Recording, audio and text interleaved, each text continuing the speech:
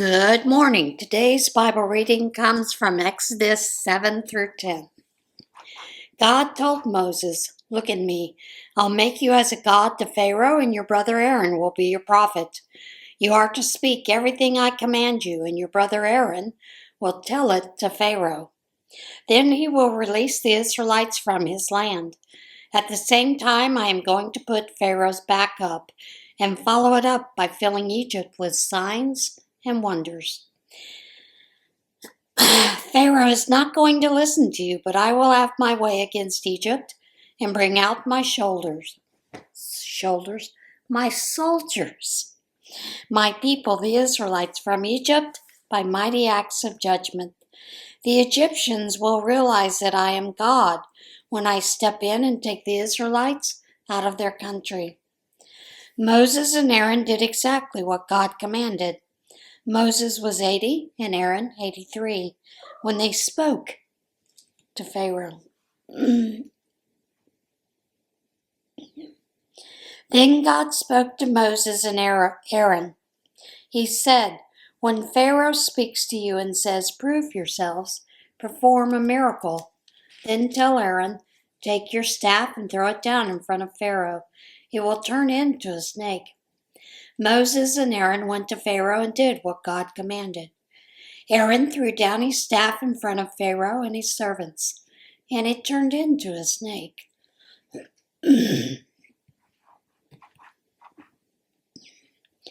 Pharaoh called in his wise men and sorcerers. The magicians of Egypt did the same thing by their incantations. Each man threw down his staff, and they all turned into snakes. But then Aaron's staff swallowed their staffs. Yet Pharaoh was as stubborn as ever. He wouldn't listen to them, just as God had said. God said to Moses, "Pharaoh is a stubborn man. He refuses to release the people. First thing in the morning, go and meet Pharaoh as he goes down to the river. At the shore of the Nile, take the staff that turned into a snake and say to him, 'God, the God of Hebrews, sent me to you with this message. Release my people so they can go worship me in the wilderness.' So far, you haven't listened. This is how you'll know that I am God. I'm going to take this staff that I'm holding and strike this Nile River water. The water will turn to blood. The fish in the Nile will die. The Nile will stink, and the Egyptians won't be able to drink the Nile water." God said to Moses, "Tell Aaron, take your staff and wave it over the waters of Egypt, over its rivers, its canals, its ponds, all its bodies of water, so that they turn to blood. There'll be blood everywhere in Egypt, even in the pots and pans." Moses and Aaron did exactly as God commanded them. Aaron raised his staff and hit the water in the Nile, with Pharaoh and his servants watching. All the water in the Nile turned into blood. The fish in the Nile died, the Nile stank, and the Egyptians couldn't drink the Nile water. The blood was everywhere in Egypt. But the magicians of Egypt did the same thing with their incantations. Still, Pharaoh remained stubborn. He wouldn't listen to them as God had said, turned on his heel and went home, never giving it second thought. But all the Egyptians had to dig inland from the river for water because they couldn't drink the Nile water. 7 days went by after God had struck the Nile. God said to Moses, "Go to Pharaoh and tell him God's message. Release my people so they can worship me. If you refuse to release them, I'm warning you. I'll hit the whole country with frogs. They'll come into your houses, into your bedrooms, into your beds, into your servants' quarters, among the people, into your ovens and pots and pans. They'll be all over you, all over everyone. Frogs everywhere, on and in everything." God said to Moses, "Tell Aaron, wave your staff over the rivers and canals and ponds. Bring up frogs onto the land of Egypt." Aaron stretched his staff over the waters of Egypt, and a mob of frogs came up and covered the country. But again, the magicians did the same thing, using their incantations. They also produced frogs in Egypt. Pharaoh called in Moses and Aaron and said, "Pray to God to rid us of these frogs. I'll release the people so that they can make their sacrifices and worship God." Moses said to Pharaoh, "Certainly, set the time. When do you want the frogs out of here? Away from your servants and people and out of your houses. You'll be rid of frogs except for those in the Nile." "Make it tomorrow." Moses said, "Tomorrow it is. So you'll realize that there is no God like our God. The frogs will be gone, you and your houses, your servants, and your people, free of frogs. The only frogs left will be the ones in the Nile." Moses and Aaron left Pharaoh, and Moses prayed to God about the frogs he had brought on Pharaoh. God responded to Moses' prayers. The frogs died off, houses, courtyards, fields, and all free of frogs. They piled the frogs in heaps. The country reeked of dead frogs. But when Pharaoh saw that he had some breathing room, he got stubborn again and wouldn't listen to Moses and Aaron, just as God had said. God said to Moses, "Tell Aaron, take your staff and strike the dust. The dust will turn into gnats all over Egypt." He did it. Aaron grabbed his staff and struck the dust of the earth. It turned into gnats, gnats all over people and animals. All the dust of the earth turned into gnats, gnats everywhere in Egypt. The magicians tried to produce gnats with their incantations, but this time they couldn't do it. There were gnats everywhere, all over people and animals. The magician said to Pharaoh, "This is God's doing." But Pharaoh was stubborn and still wouldn't listen, just as God had said. God said to Moses, "Get up early in the morning and confront Pharaoh as he goes down to the water. Tell him God's message."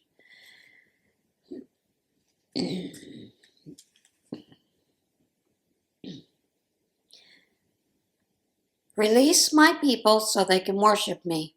If you don't release my people, I'll release swarms of flies on you, your servants, your people, and your homes. The houses of the Egyptians and even the ground under their feet will be thick with flies. But when it happens, I'll set Goshen, where my people live, aside as a sanctuary. No flies in Goshen. That will show you that I am God in this land. I'll make a sharp distinction between your people and mine. This sign will occur tomorrow." And God did just that. Thick swarms of flies in Pharaoh's palace and the houses of his servants. All over Egypt, the country ruined by flies. Pharaoh called in Moses and Aaron and said, "Go ahead, sacrifice to your God, but do it here in this country." Moses said, "That would not be wise. What we sacrifice to our God would give great offense to Egyptians. We openly sacrifice what is so deeply offensive to Egyptians, they'll kill us. Let us go 3 days' journey into the wilderness and sacrifice to our God, just as he instructed us." Pharaoh said, "All right, I'll release you to go and sacrifice to your God in the wilderness. Only don't go too far. Now pray for me."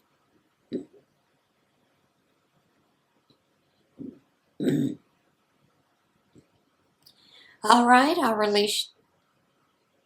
Sorry about that. Moses said, "As soon as I leave here, I will pray to God that tomorrow the flies will leave Pharaoh, his servants, and his people. But don't play games with us and change your mind about releasing us to sacrifice to God." Moses left Pharaoh and prayed to God. God did what Moses asked. He got rid of the flies from Pharaoh and his servants and his people. There wasn't a fly left. But Pharaoh became stubborn once again and wouldn't release the people.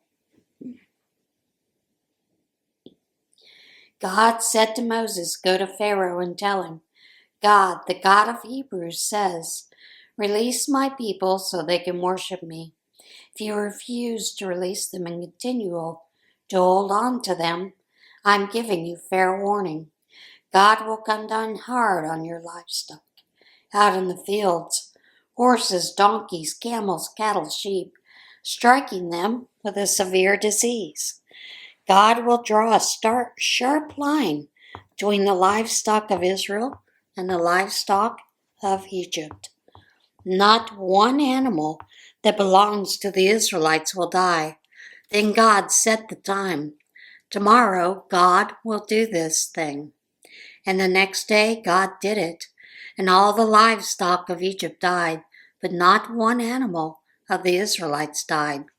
Pharaoh sent men to find out what had happened, and there it was, none of the livestock of the Israelites had died, not one death. Yet Pharaoh stayed stubborn. He wouldn't release the people. God said to Moses and Aaron, take fistfuls of soot from a furnace and have Moses throw it into the air right before Pharaoh's eyes. It will become a film of fine dust over Egypt and cause sores and eruption of boils on people, animals throughout Egypt. So they took soot from a furnace, stood in front of Pharaoh, and threw it up into the air. It caused boils to erupt on people and animals. The magicians weren't able to compete with Moses this time because of the boils. They were covered with boils just like everyone else in Egypt. God hardened Pharaoh in his stubbornness. He wouldn't listen, just as God had said to Moses. God said to Moses, get up early in the morning and confront Pharaoh. Tell him, God, the God of the Hebrews, says, release my people so they can worship me. This time I'm going to strike you and your servants and your people with the full force of my power, so you'll get into your head that there's no one like me anywhere in all the earth. You know that by now I could have struck you and your people with deadly disease, and there would be nothing left of you, not a trace. But for one reason only I've kept you on your feet, to make you recognize my power, so that my reputation spreads in all the earth. You are still building yourself up at my people's expense. You are not letting them go. So here's what's going to happen. At this time tomorrow, I'm sending a terrific hailstorm. There's never been one storm like this in Egypt from the day of its founding until now. So get your livestock under roof, everything exposed in the open fields. People and animals will die when the hail comes down. All of Pharaoh's servants who had respect for God's word got their workers and animals under cover as fast as they could. But those who didn't take God's word seriously left their workers and animals out in the field. God said to Moses, stretch out your hands to the skies. Signal the hail to fall all over Egypt on people, animals, and crops exposed in the fields of Egypt. Moses lifted his staff to the skies, and God sent peals of thunder and hail shot through with lightning strikes.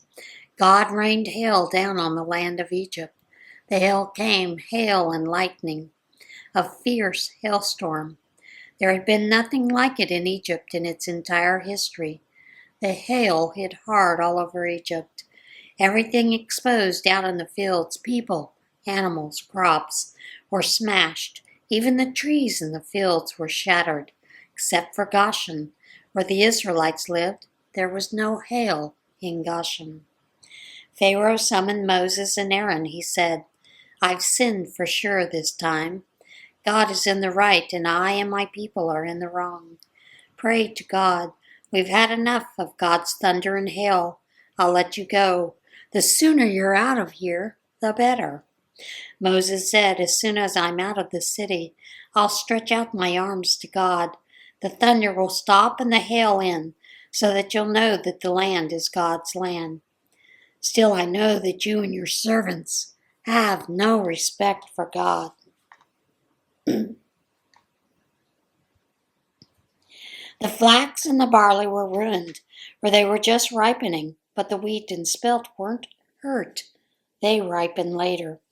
Moses left Pharaoh in the city and stretched out his arms to God. The thunder and hail stopped the storm, cleared.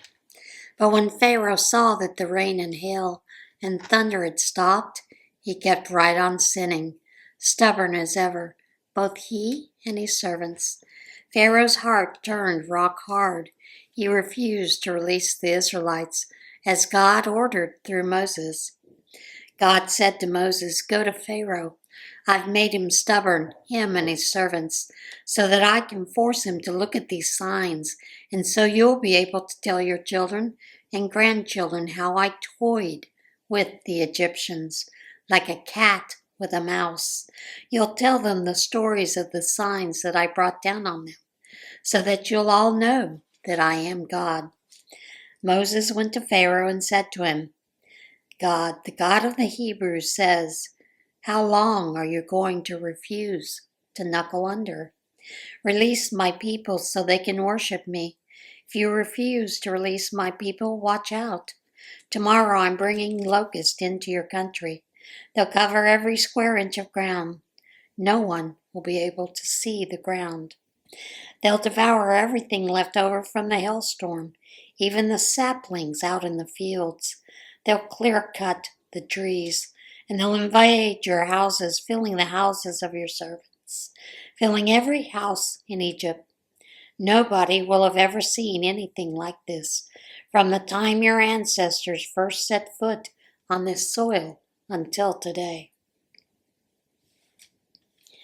Then he turned on his heel and left Pharaoh. Pharaoh's servants said to him, "How long are you going to let this man harass us? Let these people go and worship their God. Can't you see that Egypt is on its last legs?" So Moses and Aaron were brought back to Pharaoh. He said to them, "Go ahead then, go worship your God, but just who exactly is going with you?" Moses said, "We're taking young and old, sons and daughters, flocks and herds. This is our worship celebration of God." He said, "I'd sooner send you off with God's blessings than let you go with your children. Look, you're up to no good. It's written all over your faces. Nothing doing. Just the men are going. Go ahead and worship God. That's what you want so badly." And they were thrown out of the Pharaoh's presence.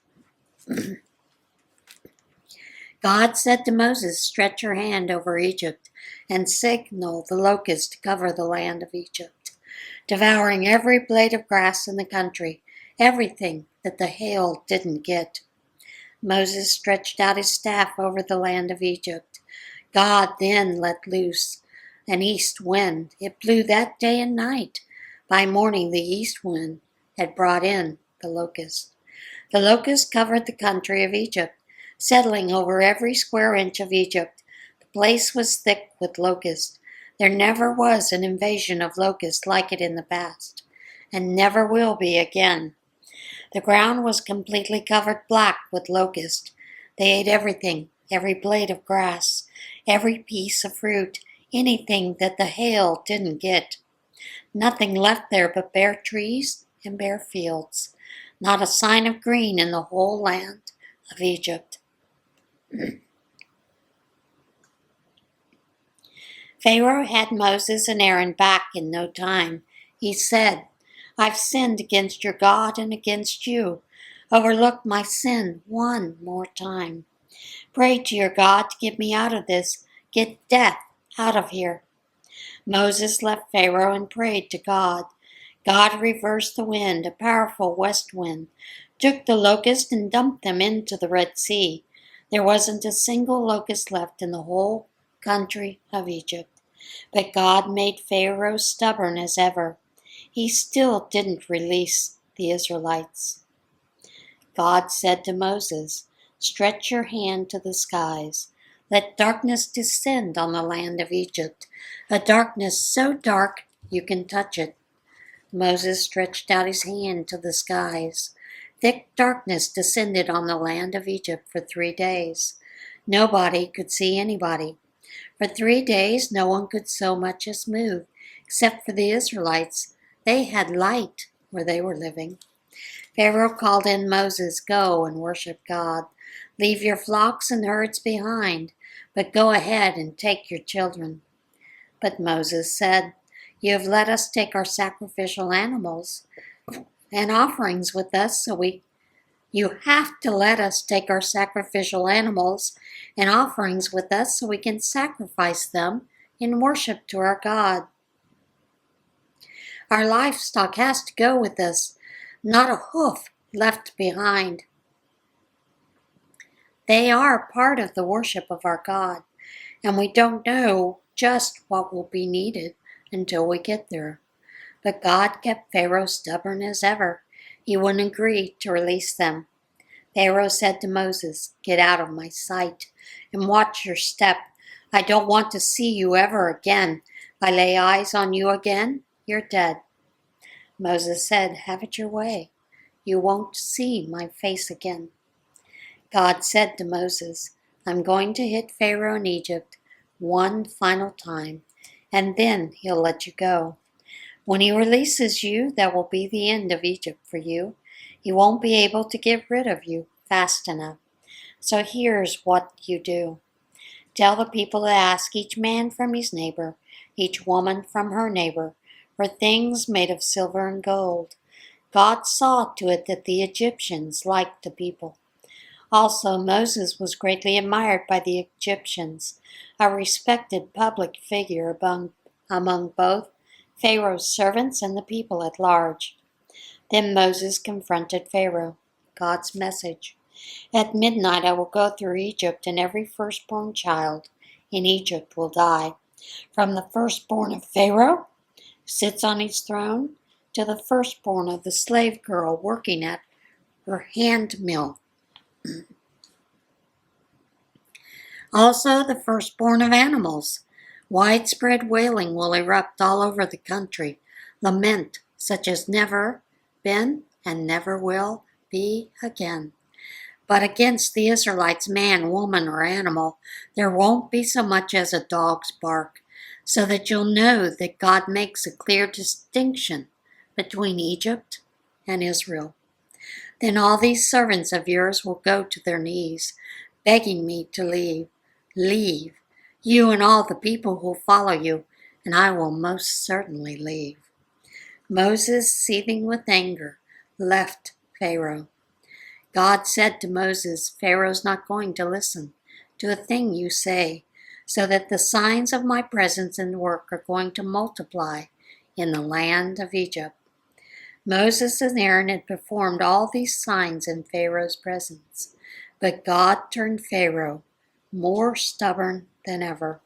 Yet again, he refused to release the Israelites from his land.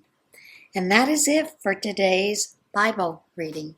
As always, get in touch with God today, and I will see you again tomorrow. Bye.